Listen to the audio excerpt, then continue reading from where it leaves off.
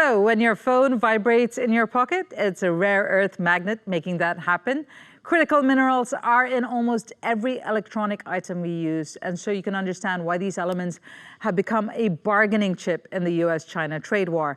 And whichever way things go, the ripples will be felt here in Taiwan.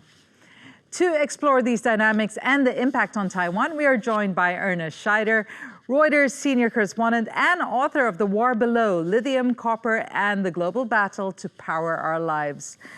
Ernest, so how are critical minerals playing into the US-China trade war at the moment? Well, very interestingly, I think you are seeing that China realizes it has a card to play in this global game of trade right now that's taking place. It restricted exports of some rare earth materials earlier this year to the United States and other countries amid this escalating tariff spat with U.S. President Donald Trump. It was only the latest move that China had taken regarding critical minerals in the past, call it, year or two.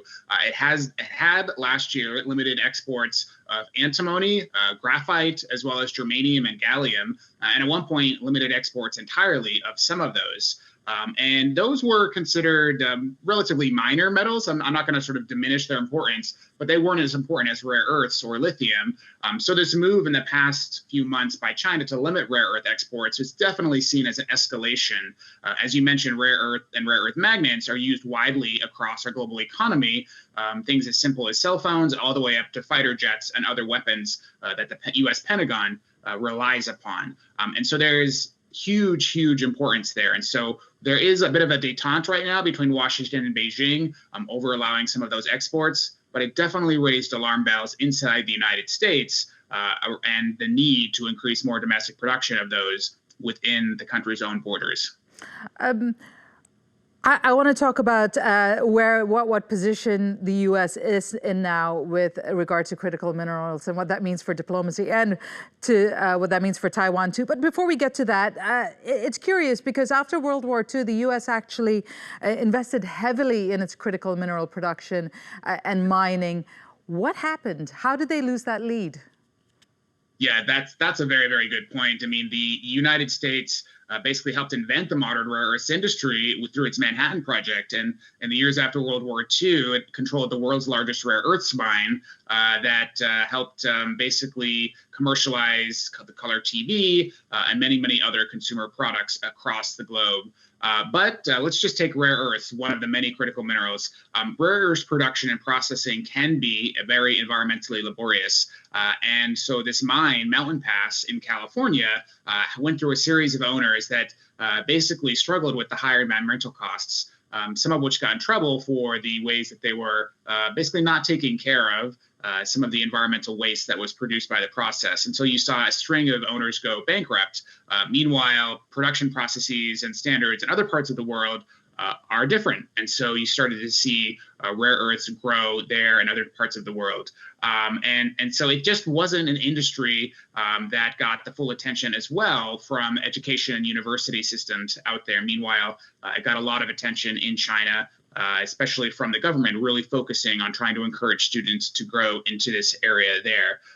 And critical minerals were just not a big focus. Meanwhile, oil and gas was. You had giant oil companies, you had OPEC out there, we had automobiles and other consumer products powered by petroleum.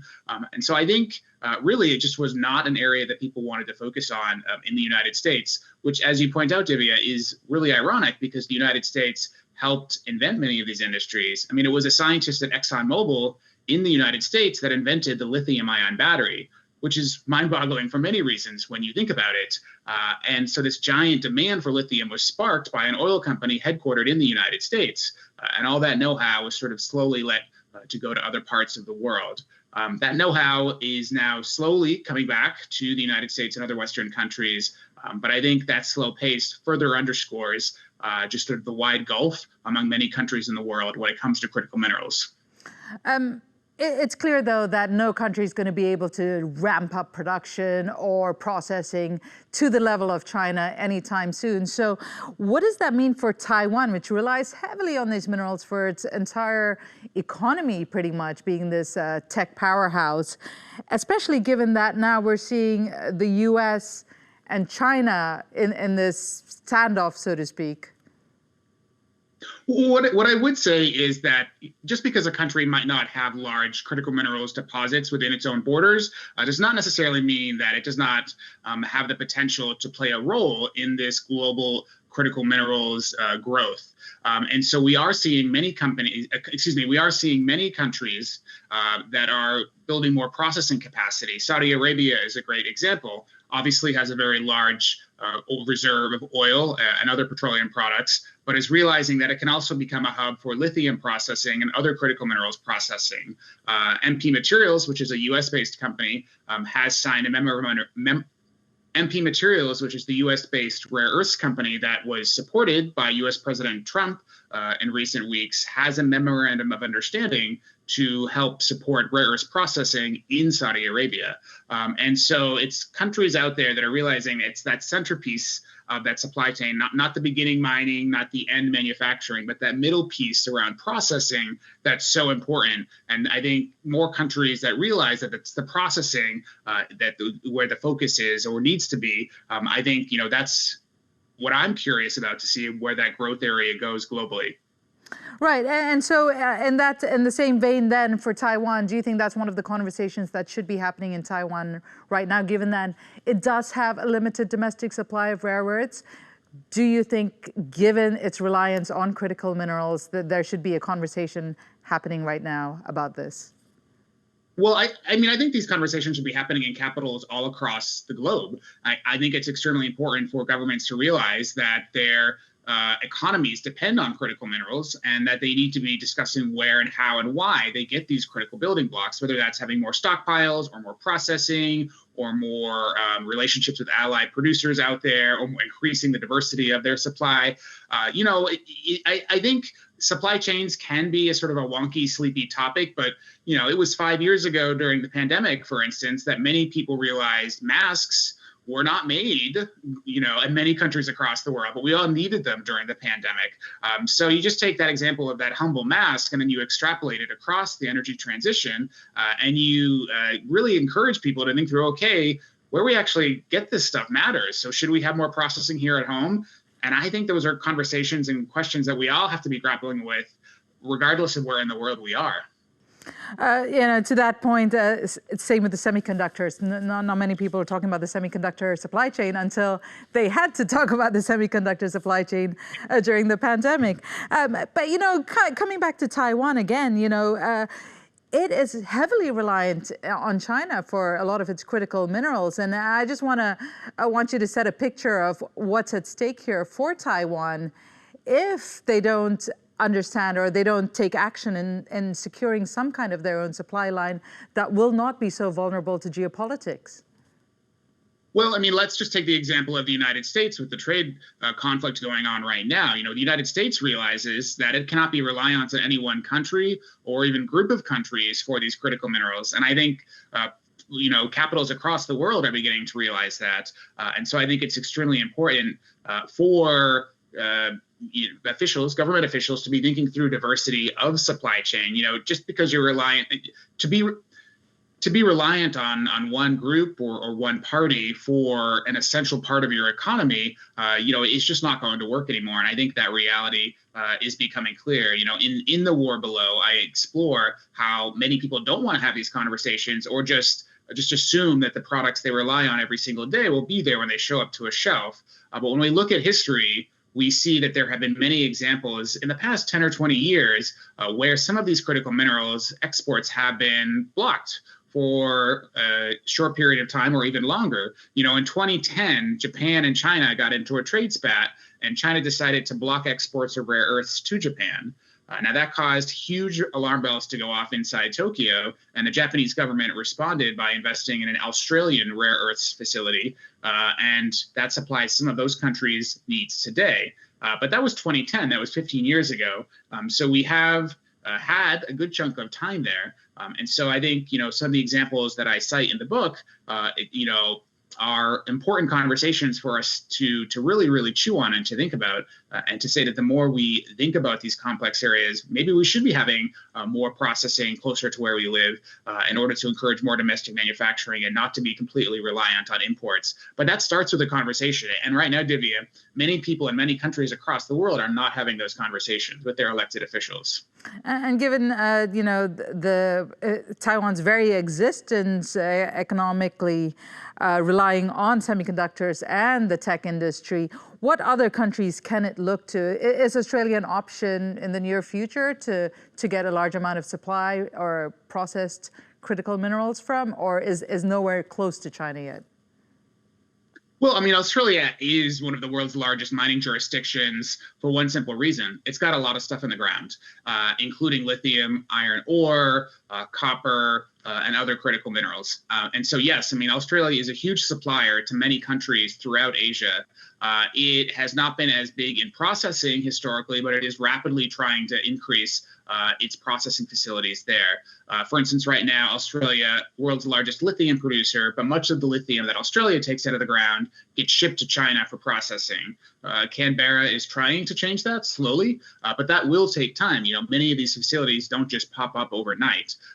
But yes, I mean, it is true, obviously, that Australia has many of these critical minerals in the ground. We're also starting to see emerging conversations around deep sea mining, people that want to basically, as the name implies, mine on the seabed in different regions across the world. What will that actually look like? Time will tell. We've got the International Seabed Authority, which is the United Nations linked body that's based in Jamaica. They are actively going through rulemaking right now for that process. That could potentially be an area of growth for many regions across the world. So that's a potential growth area there. But there are many, many supplies of critical minerals out there. But I mean, to me, it gets back to a question of, okay, where are we going to do the processing? And are we willing to have the conversations with our elected officials, with the citizenry, with our manufacturers about what are the choices that we're willing to make? Mm-hmm. We're not having those discussions now. And I argue strongly in the book, in The War Below, that we need to be having them. And to drive that point home, how does the battle for critical minerals compare to the historically the resource conflicts over oil? And what have we learned from that, or have we? Yeah. Well, I mean, when we look back at the 20th century, I mean, there are three defining factors that I look at. I look at, we got armed conflict tied to oil and natural gas. We had OPEC, the rise of a large cartel that controls roughly a third of the world's oil production. And we got climate change. That's all within the past 125 years. And so, what they say about history, it's, it doesn't need to always repeat itself, but it can rhyme. I think if we're not willing to learn some of the lessons of the 20th century, perhaps we might see some of history repeat itself here in the 21st century. Certainly, we know that climate change is one of the biggest threats to our planet, and going green, i.e. using fewer fossil fuels, is a way to help abrogate that. Okay, so if that's the case, we're going to need to have more of these critical minerals out there. So where are we going to get them? Should we not learn the mistakes of having a large cartel control a big commodity out there by OPEC? We already have some countries saying that they want to create a kind of lithium OPEC, i.e. corner that market. Now, it's a very different market. Lithium is from oil, but you got countries like Bolivia, like Mexico and others saying that maybe they should get together and try to corner that market. We'll see if it's successful. But to me, the mere fact that that conversation is even happening, I think underscores how important these building blocks are for our 21st century economy. And we have had several people say we could see armed conflicts over copper and other critical minerals.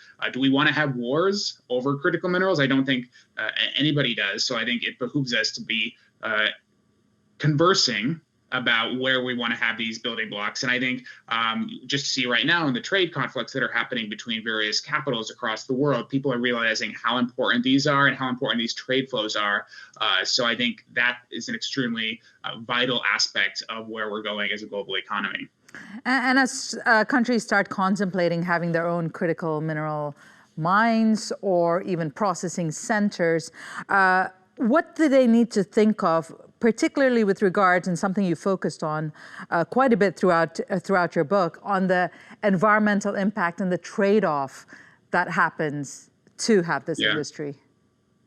Yeah, I don't necessarily know if we've got to be saying if we want to have a mine, we have to assume that it's going to strongly damage the environment. I mean, to me, that's an oversimplification. Yes, the mining industry has a bad history, but mining industry practices have gotten so much better in the past 20, 30, or 40 years that we don't always have sort of those bad impacts. Yes, there can be some pretty glaring examples of bad practices. In Brazil a few years ago, there was a tailings dam that collapsed at a place called Brumadinho at an iron ore mine that killed hundreds of people and basically spread a bunch of toxic sludge through the countryside. We don't want that to happen. That's horrible.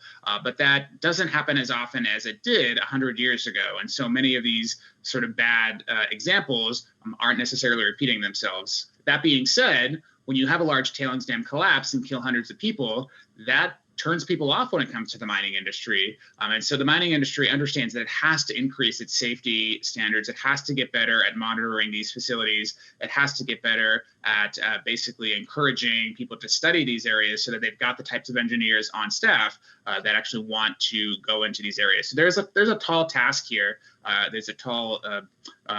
there is a tall task here for the mining industry to have to contend with, but we need these mining companies. We have to have them. We can't have this energy transition without them. And so these are the tension points that are out there. We see technological innovations every day in medicine and in many other areas, and we're slowly starting to see it take place in mining. You know, many of these mining trucks at sites now are actually automated or remote controlled. Many of them are increasingly going electric, so they're not being powered by diesel anymore. They're being powered by large batteries. Some of them are completely enclosed sites where you're actually testing autonomous vehicles. So in a paradoxical way, you know, nobody wants to see maybe a self-driving car on the streets of their city, although that's increasingly happening more and more right now. But one industry that's actually pioneering autonomy is the mining industry, because you don't have a lot of pedestrians, obviously, on mine sites. And so you can test this technology there. So there's really fascinating technological innovation happening in the mining industry that's going to make these practices safer. But there is no way around it. The mining is still a loud, intrusive industry. You use a lot of dynamite, you have a lot of blasting, you literally create a hole in the ground. And so these are things that we, as everyday citizens, have to grapple with and realize that we're going to need to have more of those. One thing that I would say that is definitely part of this conversation that doesn't get enough attention is recycling. We need to be recycling more for all of these electronics. So oil and natural gas is burned off in combustion and it's gone forever, and it contributes to climate change. But lithium does not lose its ability to retain a charge just because it's been sitting in a battery for 10 years. The battery in your cell phone can be recycled, and that lithium can be reused again and again and again and again and again. But the average person just doesn't recycle. You know, I mean, many people have 3, 4, 5, 6 old cell phones sitting in their kitchen drawer. The world's largest mine is actually your kitchen drawer.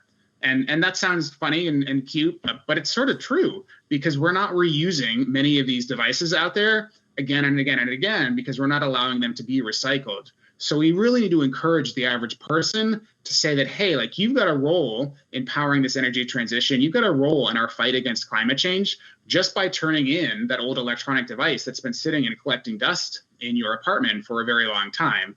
And I think that will also go a long way to help resource-poor countries or resource-poor regions across the world that might not have large mines or processing facilities, but allow them to basically have a role to play here. The United States exports electronic waste containing the equivalent of 500,000 metric tons of copper each year. Now, that's more than the largest U.S. mine produces, the largest U.S. copper mine. So the U.S. actually exports more copper than it actually mines right now. That's a mind-boggling statistic that I think, for me, underscores how important recycling is to this broader conversation. Mm-hmm. And just because I like that phrase so much, I'm going to say it again. The world's largest mine is your kitchen drawer. And to bring it back to Taiwan, is that, you know, something, and you said resource poor countries, but is that something that Taiwan should be thinking of right now as it makes its plan forward to understand how it can start supplying its own, or at least some of its own, critical minerals? I think recycling has to be part of any conversation for any region across the planet to be thinking about. Why any country would export electronic scrap in our current environment is actually sort of mind-boggling to me. Recycling should be much more common, not just in the United States, but in Taiwan and in countries all across the planet right now.